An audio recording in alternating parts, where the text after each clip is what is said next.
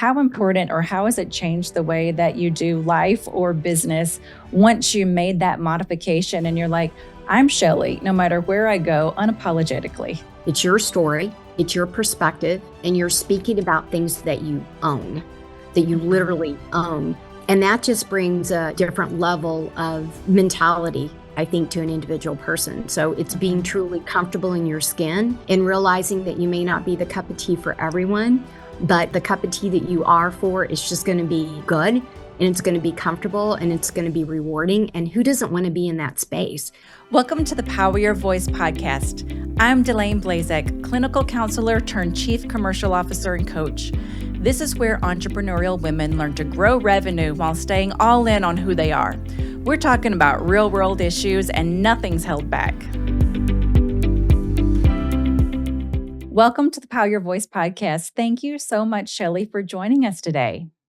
Glad to be here. I thought we could jump right into it if you don't mind and talk a little bit about where everything started. Everything traced back to 2009 during the recession, right? What made you decide to start then when everything else was saying stop? It's a fair question. I've been known to be a little bit of a disruptor in my life and to not do what people suggest that I do and just kind of go for it. So I'd come out of a couple of, I'll call them standard corporate jobs where I became very disenfranchised and thought there's got to be another way, a better way. And I got into a conversation with a franchise broker and always thought that it was about the brick and mortar of the hotel business. That's what I'd known for, almost 3 decades. And I realized after that conversation that it was never about the brick and mortar. It was always about the people. And the very thing that made me get disengaged from the workplace culture and the frustration was the very thing that I wanted to help people do. And I said, this is the time and nobody's talking about it. And I just know how important it is. So I was like, I'm doing it anyway. And so I just went ahead full force and jumped with all of my might straight into my own business and took a few bumps and bruises the first year, but it's been great ever since. So that's what happened and why I just went ahead and proceeded to begin with. I'm sure you have questions from that. Yeah, exactly. I was thinking about, sometimes determination trumps logic. And Yes. What was that inside of was it intuitive guidance or was it just future casting to what you could see as the vision? Or what was that internal feeling that made you know everything was going to be okay? Yeah, I would say it's a combination of the two of those. And then one other thing, really getting in touch with my why. I had 3 kids that were younger at that point. And I thought, gosh, I just don't want people to go through, let alone my kids, have to go through what I've gone through with different leaders and companies in the environment. I'm like, there has to be a better way in this thing called life that we don't come home stressed and worried and, burn out and frustrated. And then I also realized that the people who, ended up following me in my career, and then I had helped develop in their careers, that I had this pattern, this way, this method that I realized that people appreciated. And so from there, I started writing down what I had done all those years when I was with Marriott, when I went into the hotel franchise, when I was a COO, and the things that had brought me my own success and satisfaction. And I just didn't think that everybody had to go through the frustrating side of work. And Yes. That's really, what drew me in. So it was the first couple of things you said, coupled with I didn't want my kids to have to go through that. Yes, exactly. Because we always want better for our children than the experiences that we had for ourselves, right? Exactly. P.S. A huge thank you to Talk Lab for sponsoring today's episode and for hosting us in this incredible space while we film this conversation. And what they're building here goes far beyond podcasting. They help entrepreneurs, executives, and thought leaders become more confident in sharing their expertise, their story, and their voice with the world. If you're building a business, growing a brand, launching a podcast, or even just stepping into thought leadership, they provide the strategy, production, coaching, and AI-powered tools to help you create content at a really high level. Visit talklab.io to learn more. I love what you said about taking those transferable skills about when you were in leadership and creating something that was meaningful, not only to yourself as the creator, but also to the end users. And I was thinking about that as you talk about workplace cultures. Can you share a little bit more about your concept of dehydration? I just love the way that you articulated that. Thank you. Thank you. So when I started, mapping my processes, originally called it the ACC method of how do we analyze it in order to create and curate. And then over the years, explaining that and people saying, well, the workplace culture thing is nice to have, but, how do you measure it? And so just that difficulty of people really seeing it, feeling it, touching it. And I started to use a lot of different analogies. And then, quite frankly, through a few conversations talking about the world today being dehydrated and beyond thirsty.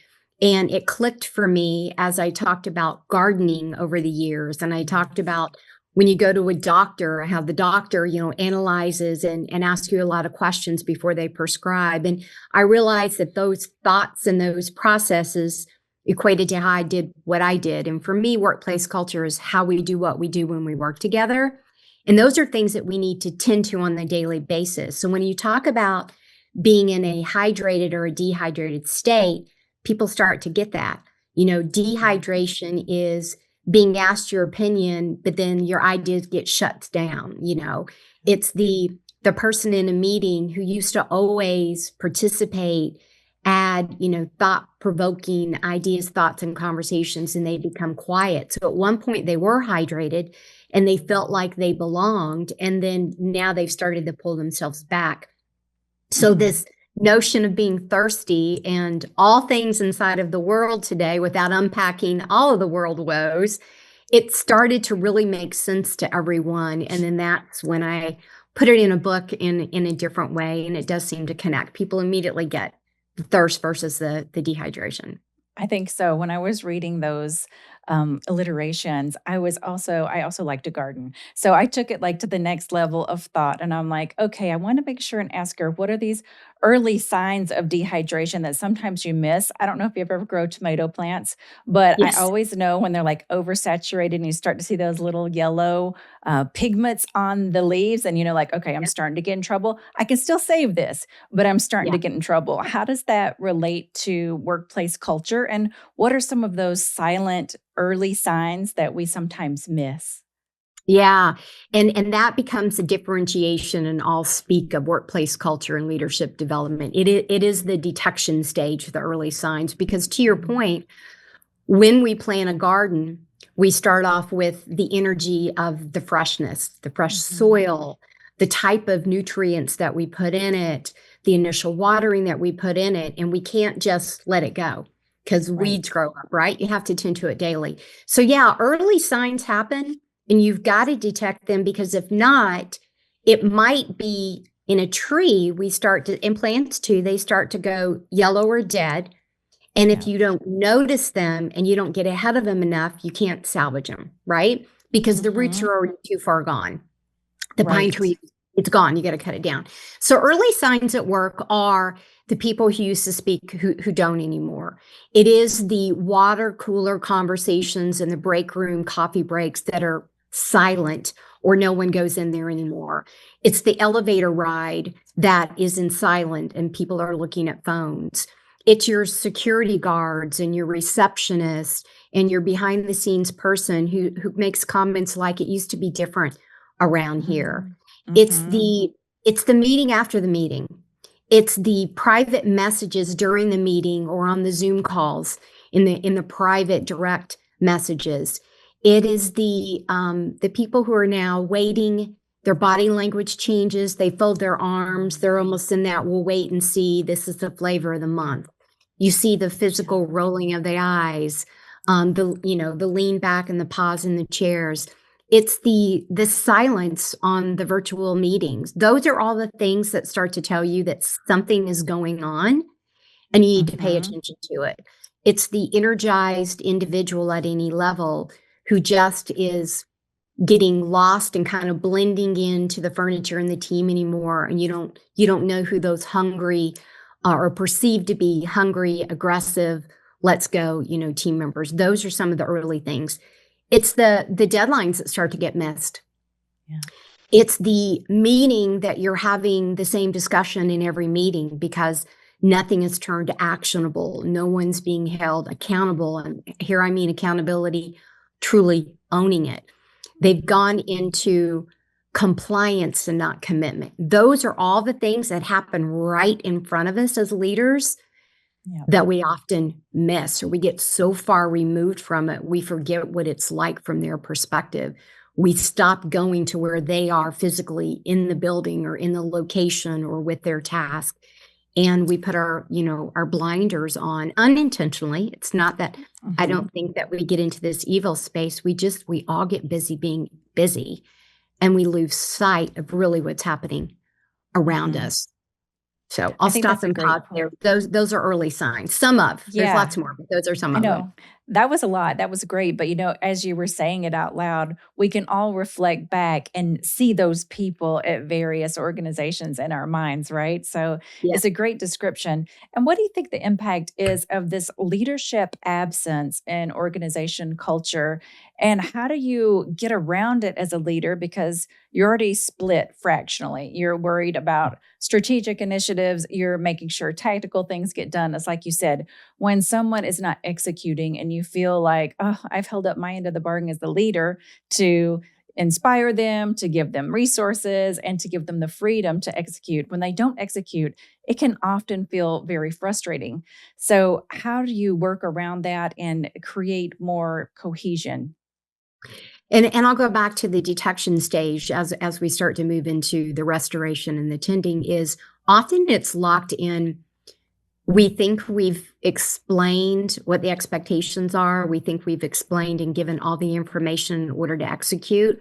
So a lot of times it comes back with the lack of clarity of the priority, the expectations, the information to get there. And we think we're on the same page. And then we realize we're not, or we never were, when we don't get the outcome that we're looking for.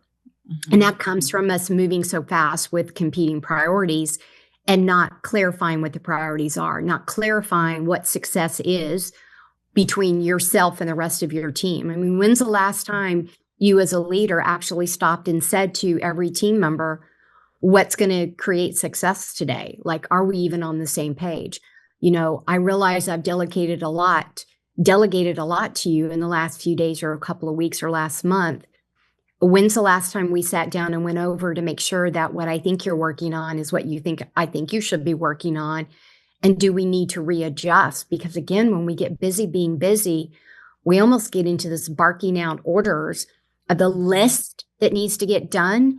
And we're not tracking the business as usual to the strategic plan. And then before you know it, we're just not on the same page.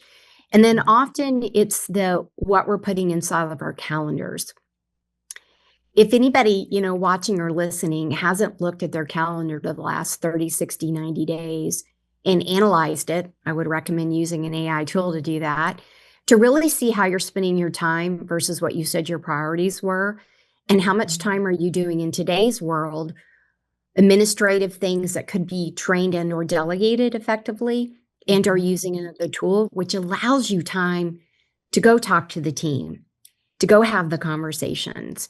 And so we've gotten lost on our priorities. We're moving so fast. We think we're being clear on expectations and information in order to execute, and we're not. And then we find ourselves micromanaging, delegating, pulling back, delegating, taking it back, assuming someone's at capacity or incapable, and then everybody starts to shut down. I think that's an excellent point. The exercise of delegating, taking it back is like the old accordion. And it's like you expand, but then it doesn't get done in time. So then you feel like you have to contract to make sure that things don't fall off the plate altogether. I know that a lot of my clients, I work with this concept. It was what I formerly called the top five, but it was essentially, we all have these huge to-do lists, but how many of them ever really get done? And psychologically speaking, we can only have 5 open activities at one time and still be working on them because work flows. You'll have some things and they'll need a pause because you're waiting for some other inputs before you can complete it.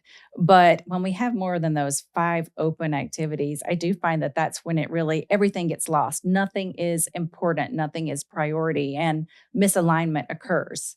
How do you find in your experience when the alignment is not the same between the upper leaders and the middle management, and how that impacts the frontline workers?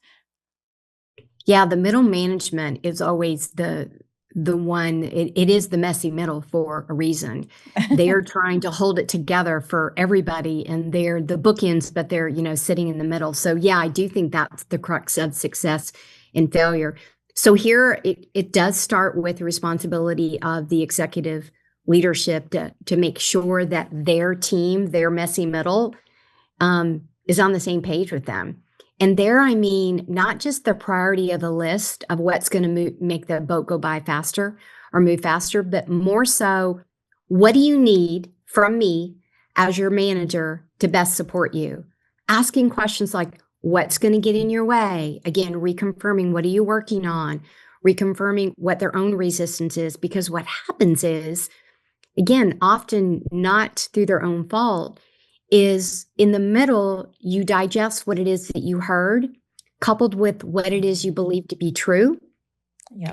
And then you kind of try to lighten the load a little bit for the next layer because you also want to support them. And when we're not comfortable with what we're translating through, listen, the rest of the team sees it before anybody else. It's just like your children see it before the parents see it. Yes. Their perspective and their reality is just a little bit different than how it started. It's like the telephone game in live time, literally every single day. The message of how it started is not the message that ends up when you get to whether it's 2 layers, 3 layers, or 5 layers or multiple locations. And that's again where the wheels start to come off. So the check-in. From leadership to leadership, every single step that we communicate something, it's confirmation of what did you hear? What did you need? What do you think is going to get in the way? Maybe we need to circle back and talk about it one more time. When you communicate it, let's circle back again. What did they say? What did they ask? Again, how do I best support you? And that needs to be on rinse and repeat. It can't just be done once. It needs to be done as a normal way of this is how we work together through our proper communication channels. I agree. I know you had mentioned messaging, and that brought to mind, you had said that for years you had felt like you were whispering your own message, and then something came to you to hydrate louder. What was that intuition or that insight that you're like, hey, I need to get more vocal? Over the years of being in my own business, initially all of my days in the hotel business, I was in operations. And I was the person who hired the team to go out and to execute, but I wasn't the salesperson, for example. So starting my own business, you have to wear multiple hats initially in every way, shape, and form. And because I had to get very comfortable being uncomfortable, the selling side was, not my norm. And so it was trying to figure out, how do I show up? Which version of me do I show up? What do I say? What do I don't say? And going through those reiterations, I landed on, you need to be who you are.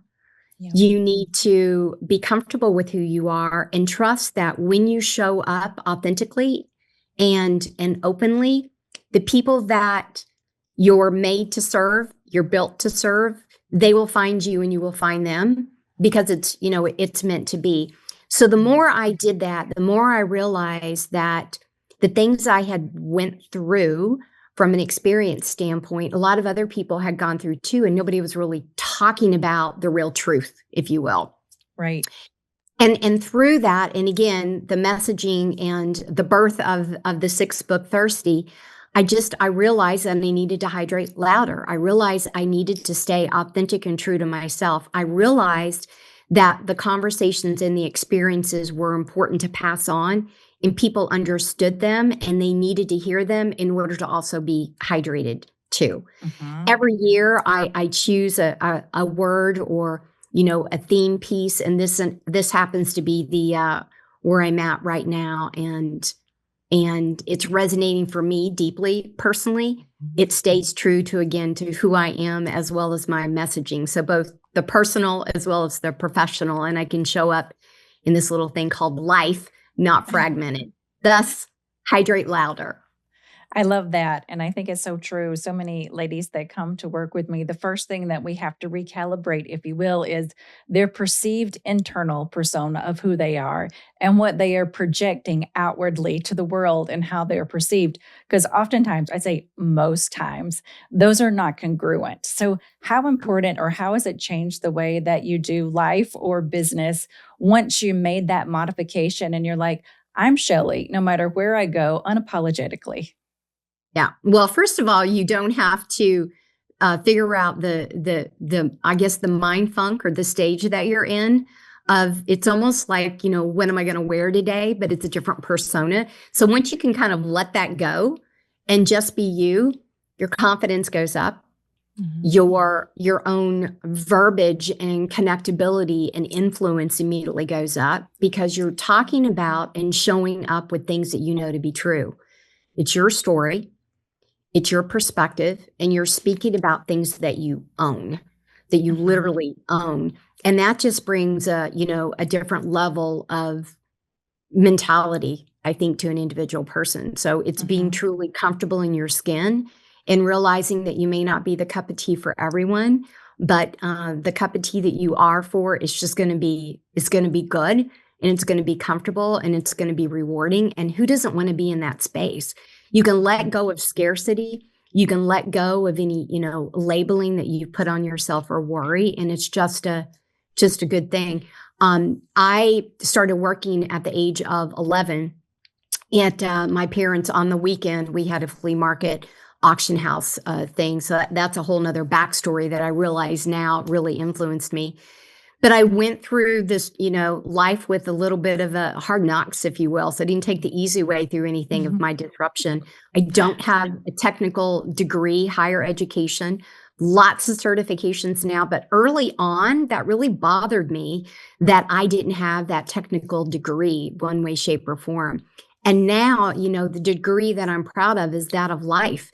I've got stories to tell. I've been out in the storm. I can come back and share what's worked for me. You can decide if it works for you. So again, it's that comfortability of being able to walk in your own skin. And that's a great thing. I mean, who doesn't want to show up to who they really are? Nobody likes facades.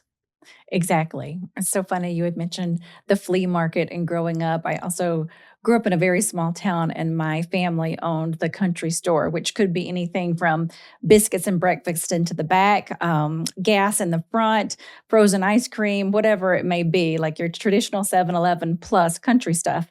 And I remember very distinctly at age 11, so this is a lot of synchronicity, I told my father, who was the ruler of the store at that time, I don't want to work stocking shelves. I want to work at the cash register because that's where the money happens. And he was like, I don't know if you're ready for that. I'm like, I want to be where the money happens. And I just remember thinking that was the action hub. Everyone came to check out at the front. That's where you learned like all the stories of the town that were going on. But back to your analogy with the tea, I always like to say, I'm definitely not everyone's tea because I'm really just a short shot of whiskey. So know who you are. I love that. But you're right. Once you put yourself as out there, I always think back to the saying that Dolly Parton says, figure out who you are and do it on purpose because nobody else can be you but you.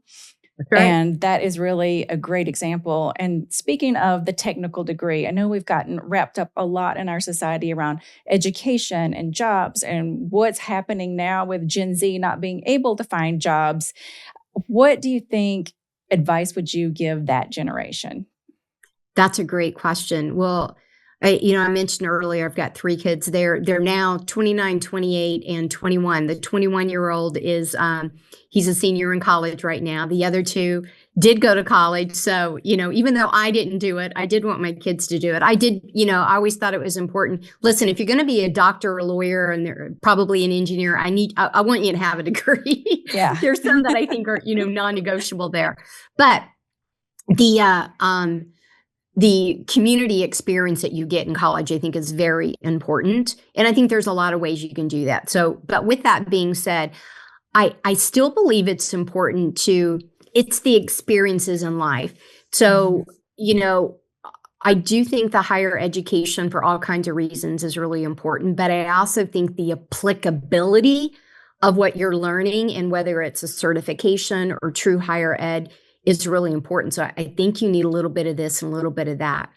I'm nervous for, and I feel bad, highly empathetic for the ones that are in college or coming out of high school, figuring out what to do now. I do think the trades are really important right now.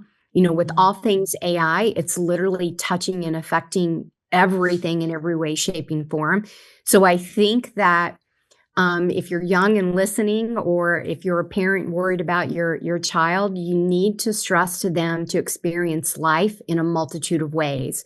So you do need to get the job, any kind of job, to experience the different work environment pieces. You do need to have some sort of additional education, the trades, the specific higher ed, the certifications. You need something to sort of, level you up and to make your mind grow while your experiences are growing, because it helps you fine tune relationships.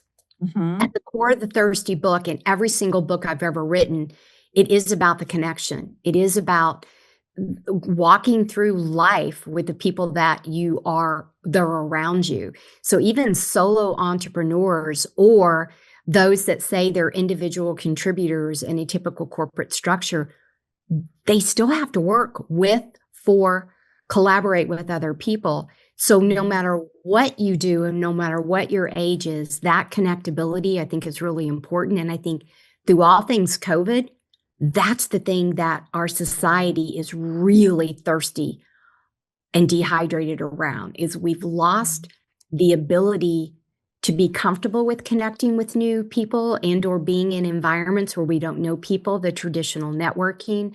I see it when I go on the college campuses.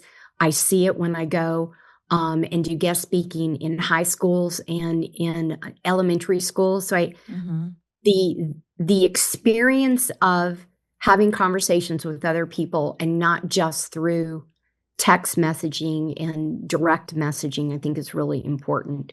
Videos on, and being able to read body language, the telephone conversation, the in-person. And so I kind of went on a tangent there, but that, I think all of the experiences need to happen for all generations, especially our younger folks, because COVID did a lot of damage with them. Yeah, I agree. I always like to think of career path in the terms of there's the right position and the right role, and there's also the right now one, because you can learn a lot from the right now, sometimes even more from what were the perceived right ones, the journey ones. Have you ever had that experience? Oh, 100%. I didn't realize it when I was in it. Yes. And now it's easier for me to see it in other people. To your point, you do this in order to get to that, because it builds. In hindsight, how I've unpacked my own story over the years, realizing what I saw, and this goes back to what you were saying, you saying to your dad that you wanted to be up front.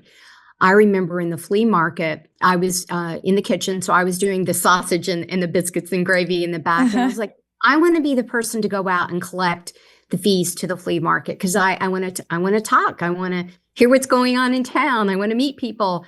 And I remember my dad going out, and he said he would let me do that. He said, but I'm gonna go with you the first 2 weeks, and I'm gonna walk you around, and I'm gonna introduce them. Number one, they need to know that you're my child, who they are, so they don't mess with you. You're a youngster. But number two is, I want you to understand the people that come here, that set up, it's important. It's important for them and their livelihood, and it's important for the people who come in every week to purchase with them on Saturdays, from the vegetable to the clothing, to the knickknacks. And so when I look back, I didn't understand it then. I was like, just give me the apron, and how much do I charge him? But now when I look back, I realized how important that lesson was he was trying to teach me. And I remember my mom, she had the traditional job. She was a dietitian in a nursing home by day. And then on the weekend, she was the accountant. She was the cashier. And I remember hearing her having conversations with my dad and the other people that worked in the auction house about who would pay and who would pay next week or next month and who wouldn't. She saw the early signs and the signals. And I didn't realize how much, to your point, those were my formative years. And I didn't realize that until, quite frankly, recently. I've had the early, 20s when I was first a manager, realizing I was a horrible boss. I didn't know what I was doing, into my later years. And now you look back fondly and think, oh my gosh, what was I doing and but I had to go through all those experiences, all those fall downs in order how to figure out how to get up. And so I've said that to my kids over the years. I now say that to people that I mentor that are just getting started outside of college or starting their own business, or just their first promotion, that it's not important when and how you fall down. It's what you learn along the way. And if you didn't learn anything along the way, that becomes the true first, not just error, but failure for that. So that's a little bit on the personal side. And then, I have brought that through in life as well. And again, our connection of our youthful stories. I know. It's so interesting, right? Can't hate the biscuits. The biscuits are the best. That's right. That's right. I was thinking about what you said in the term boss, because when I was younger, as everybody's like, you want to be the boss, you want to be the boss. And I thought later, no, I really don't want to be the boss because really they're just bossy. I want to be the leader because they can lead people and not have to be as bossy. So Right. I find the nomenclature of our terms and how we approach workforce culture has changed a lot. I'm sure, you work with CEOs all the time. How do you share with them that you're either going to invest in this type of service on the front end, or you will end up paying for it on the back end? Well, first of all, on my early days, I had conversations trying to convince people, and then I learned to kind of let that go. You have to have some sort of a that you understand it's people first. You may not know how to get there, but you do need to have that belief, because if not, it's an uphill, if not an impossible battle when you don't believe that it's people first. I worked with someone years ago who made a comment to me. It was actually the last, I thought I was, in the hotel business for my entire life. And he made a comment to me that he didn't hire people to think. And I was like, what do you mean you don't hire people to think? And so I'll save you the whole story to that, but you understand, the purpose of that. Those are individuals who just don't get that it's people first, human first. So moving into the ones that get it and just not sure how to get there, or they just feel that something's not right, I meet them where they are and talk about, well, what's not going right? And what is it that doesn't feel right? And then we just begin to unpack that. And for me, it's for me to help them see what their gut is telling them, and then to be able to restore it and hydrate it in a different way. It's just unlocking the power when you've got that itch that there's got to be a better way, or I feel like something is off here. I teach them to listen to thinking that there's something off here because they're probably right. And then talking about, how to fix it. The other thing is that leaders get into the mindset that they need to fix everything. And so you've got to also teach them to let go, and that you don't have to know everything. You do need to see it so you can talk about it to help fix it, but you don't have to have all the answers. You do have to have the courage to say, I don't have the answer. Can we work it out together? Or I've never been here before. Can you help? And I mean, here I'm talking about the team help. Or, my decision is X. I heard what everybody has said. I'll own it if it doesn't work out. And I'll celebrate you, not that it was my idea, but it was our idea, when it does work out. So a few of those little early conversations is generally, how I get started. The COVID years early on, it was the leader who never turned on the camera, never answered the employees' fears of what do we do, when are we coming back? And they kind of hid because they were afraid to say they didn't know. Well, none of us had been here before. None of us knew. Right.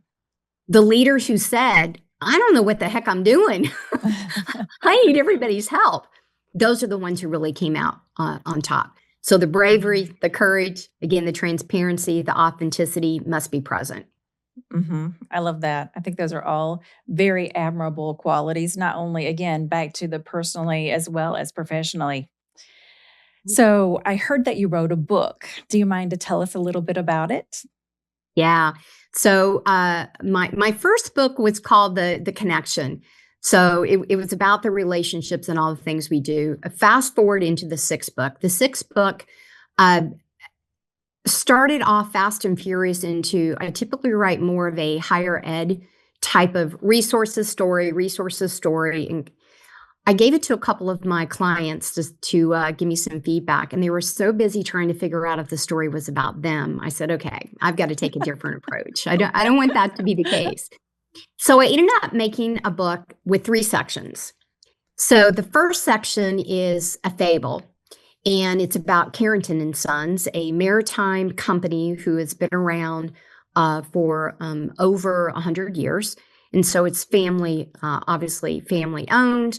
And I go through and I unpack this fable, which is a series of stories that I've conglomerated over the years of my clients, but it's in fable form. The middle of the book is where I started. It's more of the textbooky type of thing. And then the third section is more of its playbook. Individuals who feel like they can read a book and go put it into play, I've given them the recipe card for it. So if they want to do that, they can go do that. So lots of free, resources that are inside of that as well. The most, the fun part was the fable section, quite frankly, because I could get a little bit more Shelley in there, and my sarcasm comes out loud and clear on the fable section. I kind of cleaned it up on the other 2 sections. No, I love that. It's like where fiction meets nonfiction, and satire is really where all learning begins. Who would you say, like, this is a must read for this type of person? Any leader, any leader, anybody who is in business, who is trying to figure out this workplace culture thing, trying to figure out how do we best innovate, motivate, cultivate, sustain, grow, thrive. It's really meant for anybody in the workplace. It's a typical leadership development type of book, but it's centered around collaboration, communication, integration.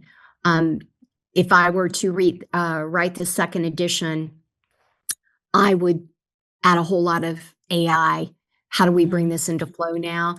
I was just in the midst of, I started to add a chapter and then I pulled it out because it felt like it was like this last minute, and maybe it kind of was. And I said, all right, I'm going to strip it out.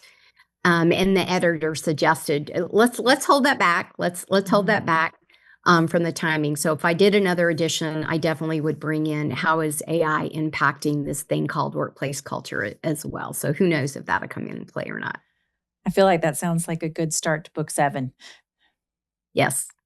We'll see. Every time I write a book, I say, never again. I'm not going to do it again. And then it's like birthing babies, You forget how painful the experience is once time passes. Correct. So we've talked a lot about things to look for, but what are some of the myths that we can bust today? Leaders often hear things in their mind like, well, I'm not going to do this because of blank. It's either a self-limiting belief, something they heard from one of their older mentors that's really no longer relevant, or something that they've just been holding on to that makes no sense and we have no idea where it came from. Where did it even come from? I would say a couple that in today's world of work, we used to talk about, too much information, which there is, TMI. So I'm not saying that, but the myth of that there needs to be big separation between all levels of leadership, I think is out the door. I think the more that you truly understand some personal elements of your teammate, it's really important. I'm not saying to get into their business. I'm not saying going too far, but I do think it's important that we know each other as human beings. And I know when I was coming to leadership, that was probably one of the earliest, when I look back, that was a bad mistake. I mean, there was separation and I'm the general manager.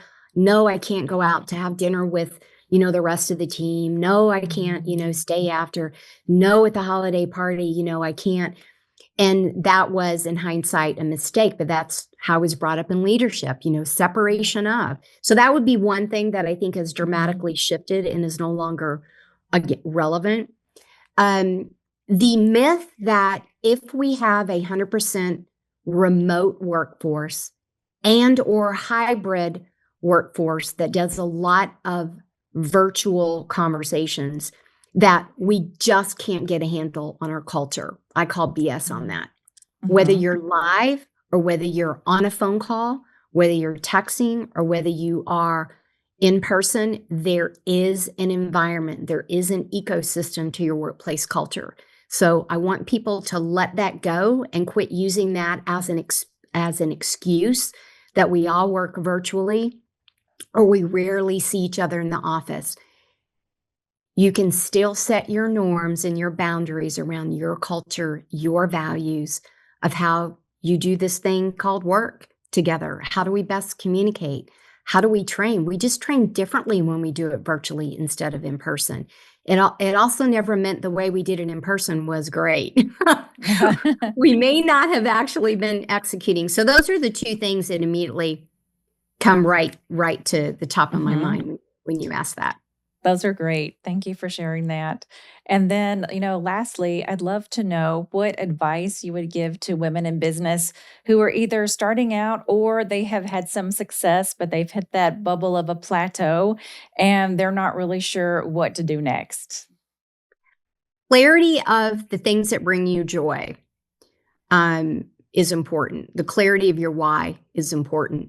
Your circle of influence, I'll speak for myself in that the good old boy network is not the same as the structure that we have on the female side. That support system is important and you need to find it. You need to find your people. You need to find your people. I don't care what gender they are. You need to find your people that can help level you up, that can ask you tough questions to get you to see things that you don't see, and to own who you are in the manner in which you want to own it. So again, coming back to that authenticity and that confidence. So clarity of what is it that I'm trying to do to make money at? Because if you're not getting paid, it's not really a business. Yes. So number one is clarity of that, kind of understanding your zone of genius. Get rid of, the scarcity piece and maybe the lock account confidence that you have, and find the right circle of influence who is your source of truth and your source of resources. I think are really, really, really important for anybody, but especially for women, because we just historically do not have the same support system. I agree. Community is everything when you're growing a business, not only professionally, but personally. I can't tell you how many times personal conversations will impact business decisions. So what a wonderful place to be able to share that in a safe space. And I love what you said about not having a business, because I get chastised many times, but I will continue to say, if you do not make revenue in your business, you don't have a business. All you have is a very expensive hobby. That's right. Amen to that. Yes, yes, yes. Yes, yes, yes. It's terrible to get in a conversation with somebody who's all excited and they're telling you, and I did this, and they asked me this, and they asked me to come back again. And I'm like, great, what did you charge? Oh, no, I did it for free. It was so much fun. Okay. That is called philanthropy, and it's very valuable, but it's not going to put money into your bank account. So yes, Correct. Agree. Correct. Well, thank you again so much for joining us today. This has been so helpful, and I'd love for you to be able to tell listeners where they can find you if they'd like to get in touch and ask the hard questions about their workplace culture. Well, thank you again for inviting me on the show today. I really appreciate the conversation as well. And I'm very active on LinkedIn, so you can look me up there, but you can find all of my social entry points on my website as well. So premierrapport.com is the easiest place to find me, connect to free resources, and then my different socials, but very active on LinkedIn. Sounds great. Well, thank you again for joining the Power Your Voice podcast. We will put all of your links in the show notes so people don't have to memorize that if they're driving. Thanks for tuning in to the Power Your Voice podcast. Remember, you're not alone on this journey. You do have what it takes to be a successful woman in business. And if you're ready to step into new levels of success, Subscribe, share, and join me next time as we talk about building revenue and the life you actually want. Until then, stay all in and keep powering your voice.